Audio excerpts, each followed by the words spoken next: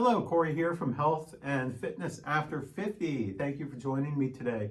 In this video, I'm going to discuss cutting versus bulking and how it applied to my particular exercise program. Well, back earlier in 2023, in January, I was around 200 pounds. Unfortunately, I don't have any photos from me then, but when I began my exercise program in March, my sort of official start date of my exercise program, mostly resistance training and some cardio, I started taking photos of myself every week. So I take weekly photos religiously, and then I use these to track my progress, or if there's no progress. And in March, or actually on March 26th, I looked like this, and I was 182.5 pounds. And this is, bear in mind, this is before my exercise program. I had already been losing weight and doing keto, the keto carnivore diet. I had already been doing that for several months previously.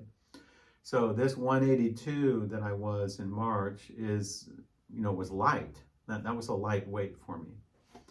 So you can imagine what I looked like when I was like 200 plus pounds. I probably looked pretty pathetic, actually. So I was 182 here, and you can see I look pretty good, but I have a little too much fat. So I went on a pretty strict keto carnivore diet, very low carb diet, lots of meat and eggs, that sort of thing. And then by July, I actually came down to like 176 pounds, but it's not so much the weight loss that, there isn't a huge difference between 182 and 176, but you can see a big, huge difference in body composition. So you can see that I lost a lot of fat along the way. And this was the height of my keto carnivore diet in July. I was consuming the least amount of carbs that I ever did.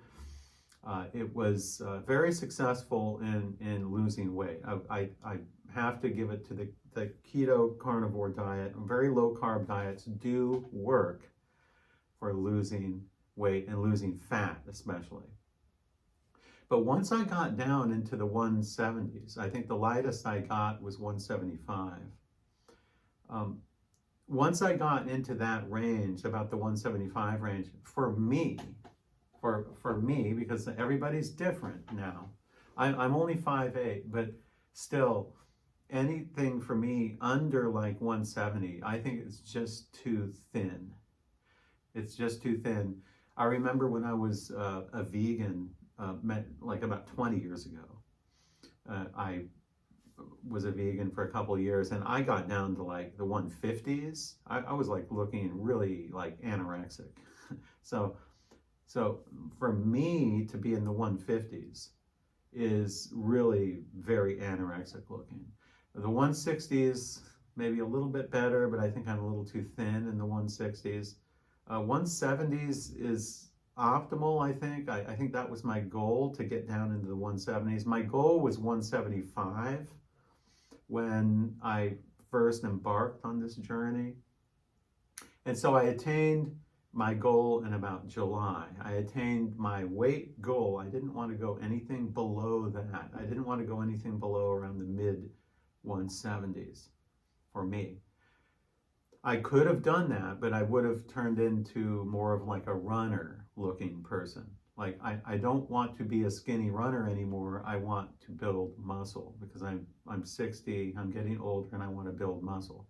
So had I continued on a very low carb diet, had I just continued that religiously as if it were like a religion for forever, I just would have got too thin.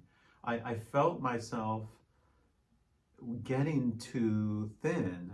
This was like my cutoff point. So I figured, well, this is the limit. This is as far as I'm going to go with cutting. Now it's time to just bulk. But when I did my bulking, it was a very slow and gradual process.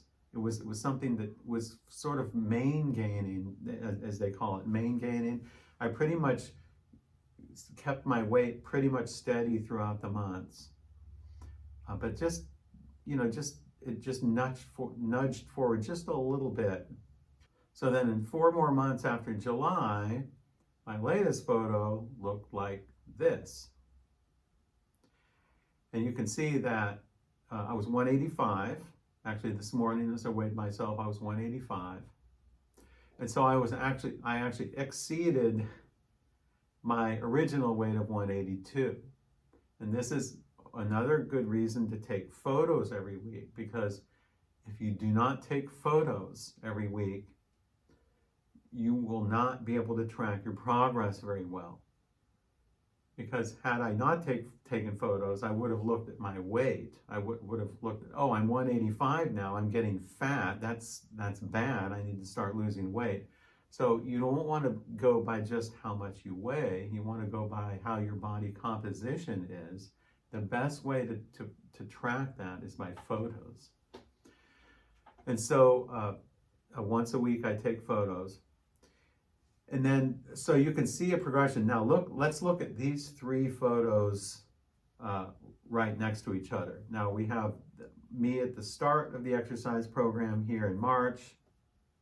I was like 182. Then at my lightest, I was like about 176 in July.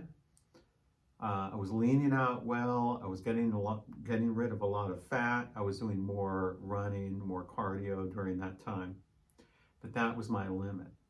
And then throughout the next 4 months, just gradually, I just inched my way up to about 185.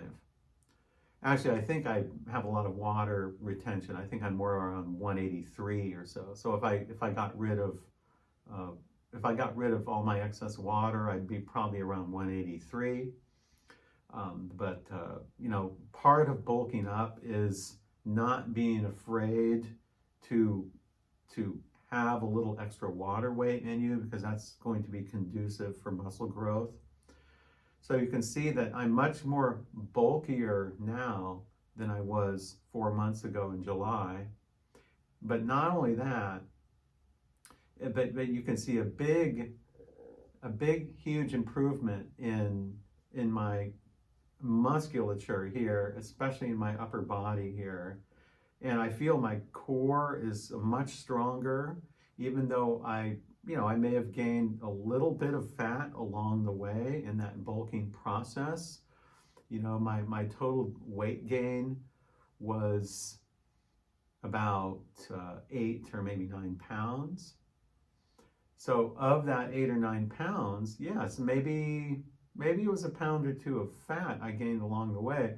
But the rest was, I think, lean muscle, because I've been working really hard at working out, and I am doing more ring exercises, gymnastic ring exercises, because my goal now is to, I think my goal is to train more like a gymnast, and to have like a sort of a body like a gymnast, rather than a big, huge bodybuilder.